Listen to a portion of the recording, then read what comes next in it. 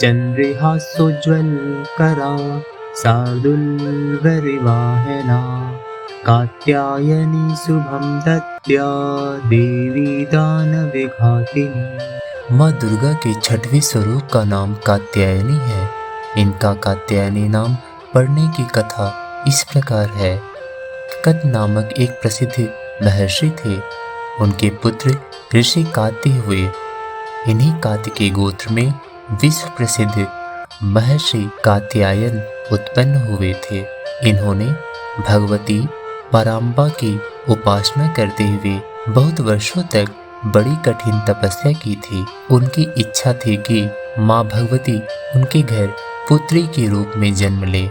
माँ भगवती ने उनकी यह प्रार्थना स्वीकार कर ली थी। कुछ काल पश्चात जब दानव महिषासुर का अत्याचार पृथ्वी पर बहुत बढ़ गया था, तब भगवान ब्रह्मा, विष्णु और महेश तीनों ने अपने अपने तेज का अंश देकर महिषासुर के विनाश के लिए एक देवी को उत्पन्न किया। महर्षि कात्यायन ने सर्वप्रथम इनकी पूजा की। इसी कारण से यह कात्यायनी कहलाई। ऐसी भी कथा मिलती है कि ये महर्षि कात्यायन के वहाँ पुत्री रूप से उत्पन्न भी हुई थी। आश्विन कृष्ण चतुर्दशी को जन्म लेकर शुक्ल सप्तमी, अष्टमी तथा नवमी तक 3 दिन इन्होंने कात्यायन ऋषि की पूजा ग्रहण कर दशमी को महिषासुर का वध किया था। माँ कात्यायनी अमोघ फलदायिनी है। भगवान कृष्ण को पति रूप में पाने के लिए वज्र की गोपियों ने इन्हीं की पूजा कालिंदी यमुना के तट पर की थी। ये वज्रमंडल की अधिष्ठात्री देवी के रूप में प्रतिष्ठित है। इनका स्वरूप अत्यंत ही भव्य और दिव्य है। इनका गढ़ स्वर्ण के समान चमकीला और भास्कर है। इनकी 4 भुजाएं हैं। माता जी का दाहिनी तरफ का ऊपर वाला हाथ अभय मुद्रा में है तथा नीचे वाला वर मुद्रा में है। बाई तरफ के ऊपर वाले हाथ में तलवार और नीचे वाले हाथ में कमल पुष्प सुशोभित है। इनका वाहन सिंह है।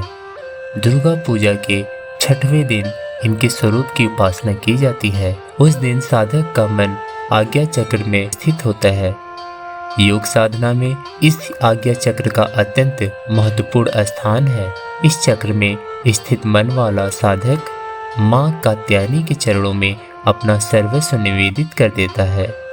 परिपूर्ण आत्मदान करने वाले ऐसे भक्त को सहज भाव से माँ कात्यायनी के दर्शन प्राप्त हो जाते हैं। माँ कात्यायनी की भक्ति और उपासना द्वारा मनुष्य को बड़ी सरलता से अर्थ, धर्म, काम और मोक्ष चारों फलों की प्राप्ति हो जाती है। वह इस लोक में स्थित रहकर भी अलौकिक तेज और प्रभाव से युक्त हो जाता है।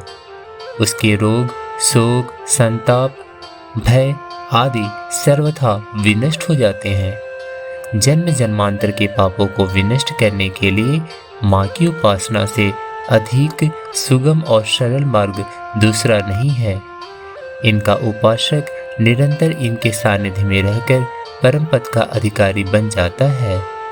अतः हमें सर्वतोभावेन माँ की शरणागत होकर उनकी पूजा उपासना के लिए तत्पर होना चाहिए। जय माता दी।